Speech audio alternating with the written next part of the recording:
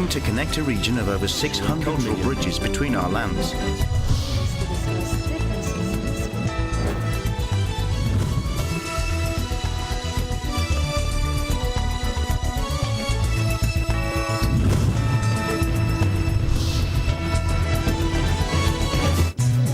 Good evening, I'm Alma Angeles and you're watching ASEAN in Focus on tonight's headlines. The El Nino weather episode could bring a long, dry spell and even droughts to the country.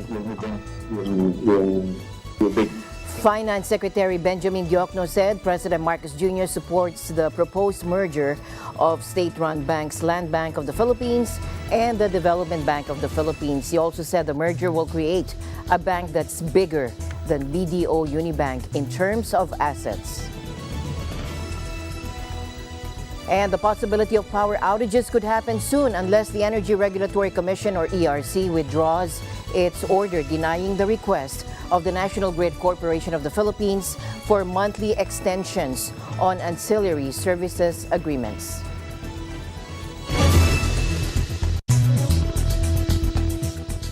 The El Nino weather episode could bring a long dry spell and even droughts to the country. That, according to the Philippine Atmospheric, Geophysical and Astronomical Services Administration, this it predicted. And Pag-asa Administrator Vicente Manalo said the El Nino will begin between July and September this year.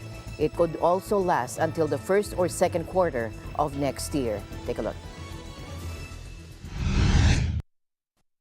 Terminated the yung event, yung amihan episode. At ngayon ay nagta-transition na tayo. At ang ating tinitingnan ngayon is dahil kahapon ay yung tinatawag nating vernal equinox, papaakyat na yung araw papuntang north.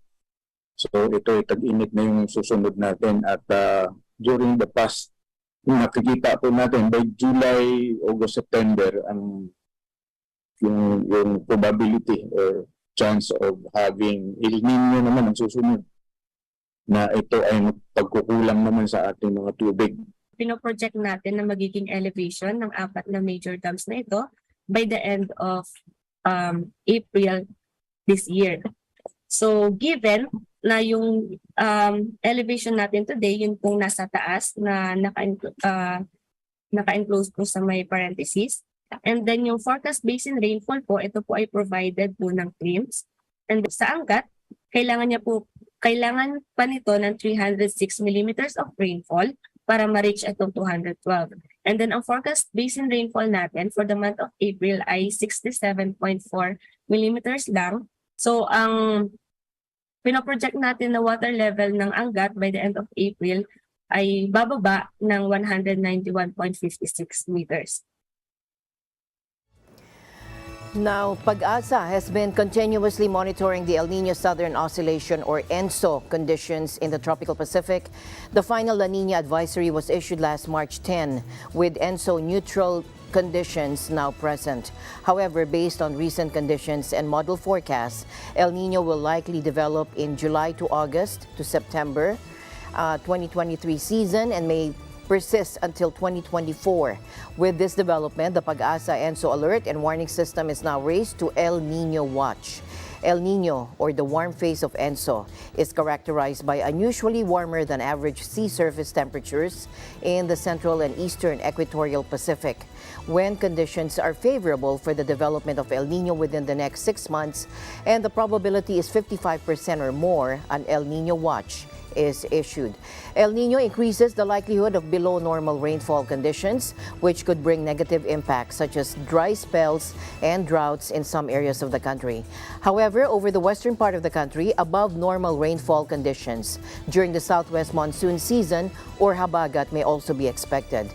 Tropical cyclones expected this year will be from April 1, May 1 to 2, June 1 to 2, July 2 to 3, August 2 to 3, September 2 to 3. Meanwhile, the possibility of power outages could happen soon unless the Energy Regulatory Commission, or ERC, withdraws its order denying the request of the National Grid Corporation of the Philippines, or NGCP, for monthly extensions on ancillary services agreements, or ASAS. On Monday, NGCP warned of the possibility of intermittent power interruptions after the ERC denied the request for month-on-month extensions on ASAS while the competitive selection process is being undertaken. In denying its request, the ERC cited DOE Circular Number 2019-120018, which disallows execution of ancillary services procurement agreements on a non-firm basis. The NGCP has already concluded the acceptance and opening of bids for as on March 14, 15, and 16 for Luzon, Visayas, and Mindanao, respectively. It's now evaluating the bids and expects to formally award contracts to winning bidders no later than April 18. Ancillary services support the transmission of power from generators to consumers to maintain reliable operations. These are necessary for NGCP to manage power fluctuations to ensure the quality and reliability of power flowing through its system. If not managed properly, fluctuations can cause damage to sensitive equipment or even automatic load dropping if the fluctuations are severe enough to pose a danger to the transmission system as a whole. In tonight's other news, Olga Algayarova, Executive Secretary of the United Nations Economic Commissions for Europe, or UNECE, said that progress on transboundary water cooperation is badly off track. Now, speaking on March 23 in New York at the 2023 Water Conference Interactive Dialogue, Water for Cooperation, she said only 24 countries worldwide have all their transboundary basin area covered by operational arrangements. Take a look. Progress on transboundary cooperation in accordance with SDG 6.5 is badly off track. Only 24 countries worldwide have all their transboundary basin area covered by operational arrangements. A lack of cooperation on shared waters hinders the achievement of other SDGs and creates risks of conflicts over dwindling water resources. We do have tools to accelerate transboundary water cooperation. Governments should fully leverage the existing legal instruments, in particular the two global UN water conventions. Climate change severely affects transboundary basins. Unilateral adaptation measures can lead to maladaptation, transfer of risks and tensions, and on the contrary, transboundary cooperation makes adaptation more effective through sharing of data, costs and benefits. Water is a human right and a common development denominator to shape a better future. But water is in deep trouble. We are draining humanity's lifeblood through vampiric overconsumption and unsustainable use, and evaporating it through global eating. We've broken the water cycle, destroyed ecosystems, and contaminated groundwater. Everything we need to live a decent life is directly related to water. Our health, food, safety, habitat, economy, infrastructure, and climate. We all know it. We all feel it. Now it's the time to rise above our partial and sectional interests, see the big picture, and get moving. We need to invest in water infrastructure, including water storage, treatment, and distribution systems. Water management systems need to be built based on our needs, appropriate for our small scale and low population numbers, and appropriate to avoid damage to our ocean ecosystems. Now, the UN 2023 Water Conference closed on Friday with the adoption of the Water Action Agenda, a milestone action plan containing almost 700 commitments to protect humanity's most precious global common good. The agenda sets out a series of action-oriented, game-changing commitments, from making smarter food choices to re-evaluating water as a powerful economic driver and part of the Earth's cultural heritage. From protecting the spread of disease to fighting poverty, the natural resource also flows through the 2030 Agenda for Sustainable Development and its 17 Sustainable Development Goals, or SDGs, at a time when the world is grappling with climate change, water scarcity, and pollution. Now, lending multiple perspectives and expertise to navigate the challenges ahead, more than 2,000 government representatives, scientists, academics, civil society groups, indigenous peoples, and members of the private sector and youth delegates attended the conference held at the UN headquarters from the 22nd to the 24th of this month. Now, Lee Junhwa, Undersecretary General for Economic and Social Affairs, said Water Action Agenda commitments cover a wide range of actions, from capacity building to data and monitoring systems to improving the resilience of infrastructure. Take a look. The commitments covered a wide range of the actions, from the capacity building to data and the monitoring systems, to improving the resilience of the infrastructure. There are now about 700 commitments in the agenda, in the action agenda, and this is just the beginning. This is not a conference on a negotiation of a declaration. This is a conference to really forge the coalitions to ensure that action is taken. Now, General Assembly President Saba Koroshi said the $300 billion in pledges made to buoy the transformative Water Action Agenda has the potential of unlocking at least $1 trillion of social, economic, and ecosystem gains. The Secretary General pledged UN support every step of the way as member states take action through the second half of the Water Action decade. In tonight's other news, Finance Secretary Benjamin Diokno said President Marcos supports the proposed merger of state-run banks, Land Bank of the Philippines and the Development Bank of the Philippines. He said the merger will create a bank that's bigger than BDO Unibank in terms of assets. Let's listen in. Now, ang advantage nito talaga is that we will be able to save a lot of money. The projected operating cost savings due to the merger could reach at least 5.3 billion per year. So for the next 4 years, at least 20 billion, okay? And this is even understated because this does not include revenues that can be derived from the sale of redundant assets of DBP's various properties, such as its head office in Makati, a property in BGC, various branch properties, equipment, and licenses, and income that can be derived from the proceeds of such sale. Now, Land Bank has 752 branches, while DBP has 147. At least 184 Rohingya refugees, including many women and children, have landed in Aceh province in western Indonesia. Take a look.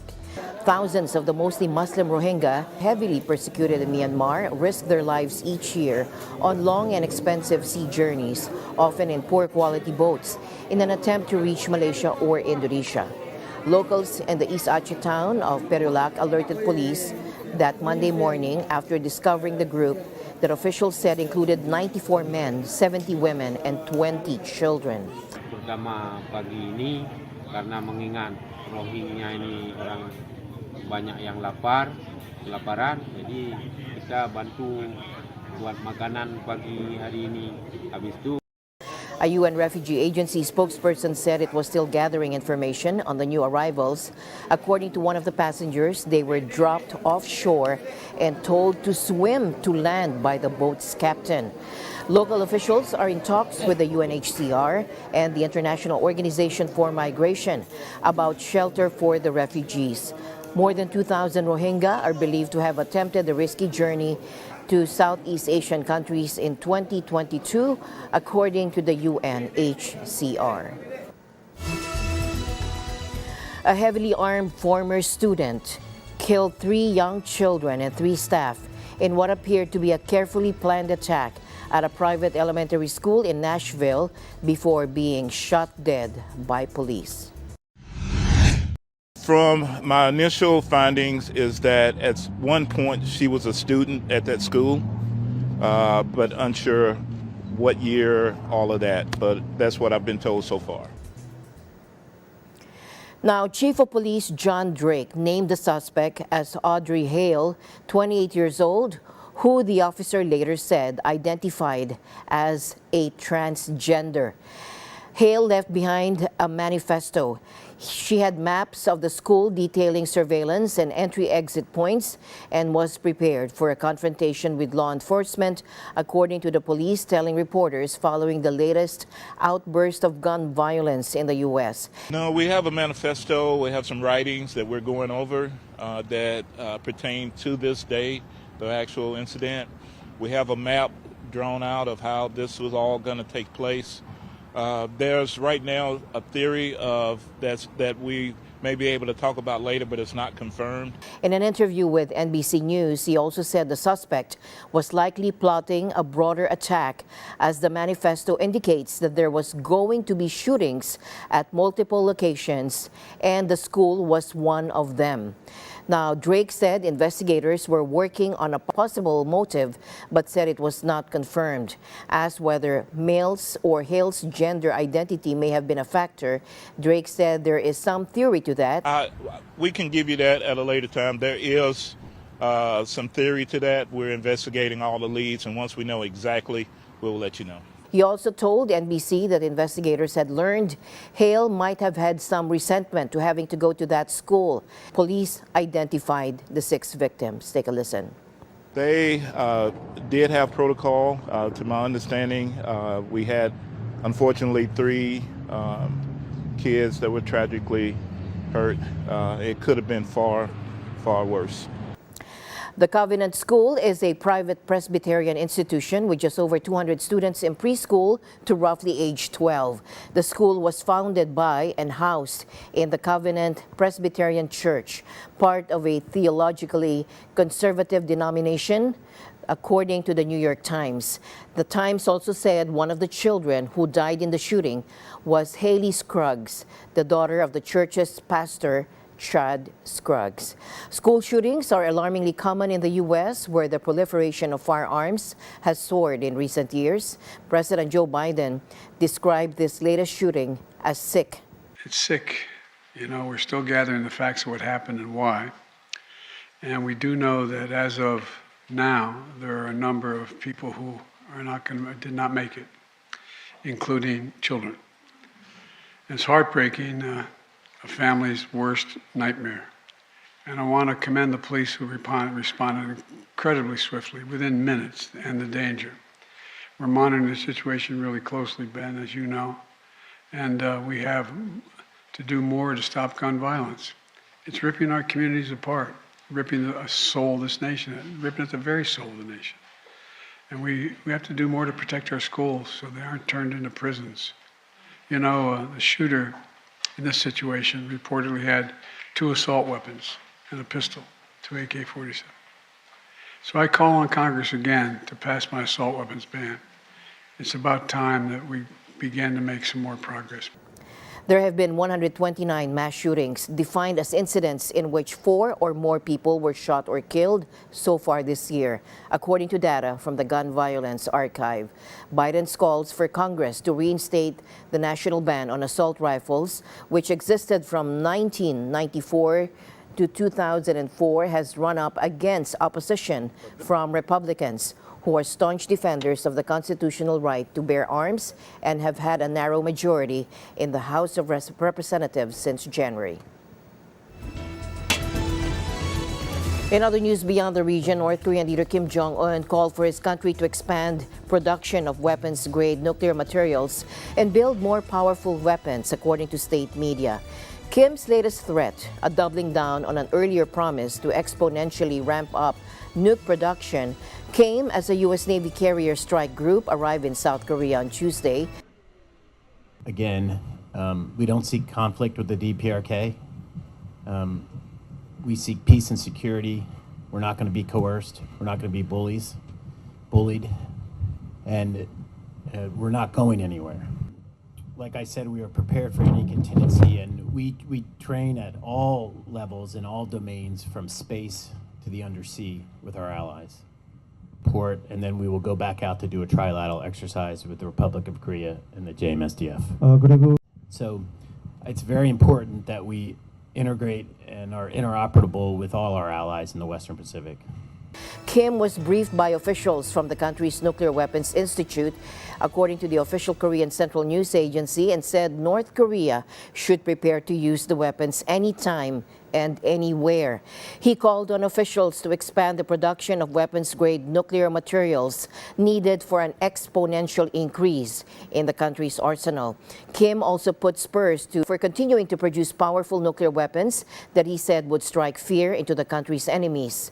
Photos carried by the official Rodan Sinman newspaper showed Kim surrounded by uniformed officers inspecting a row of purported tactical nuclear warheads identified as the Wasan 31, which means volcano in Korean.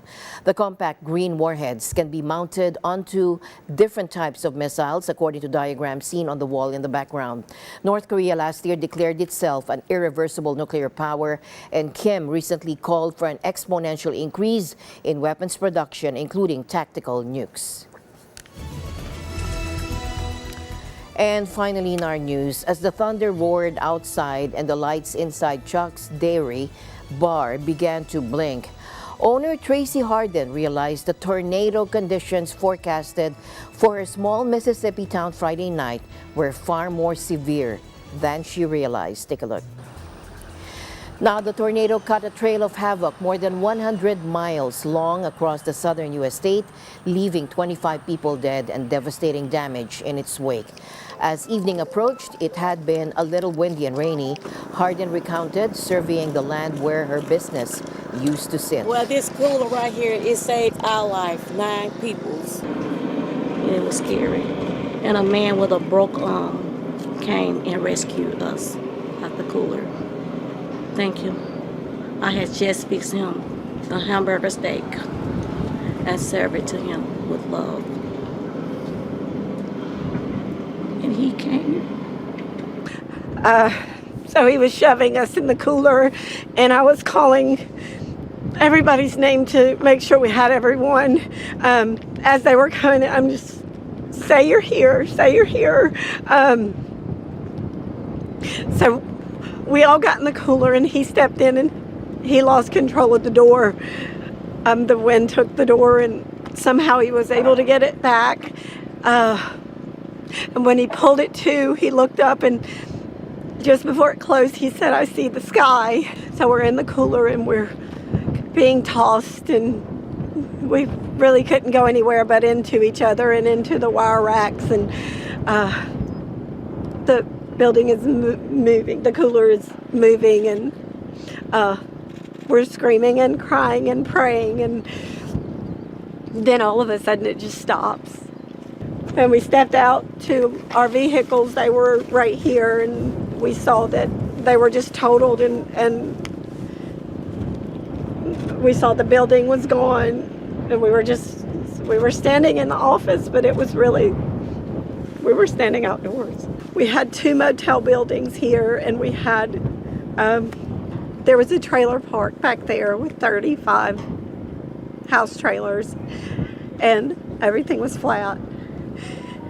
And at that moment, I'm just thinking, where are the babies?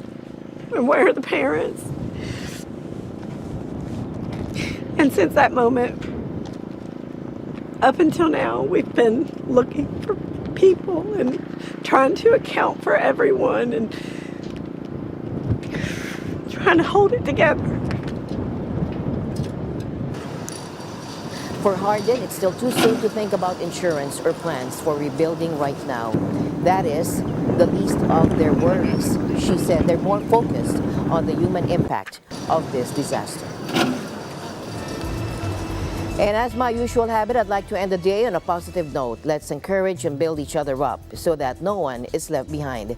And that's it for tonight's broadcast. I'm Alma Angeles. Stay in the news, for we live in extraordinary times. Good night.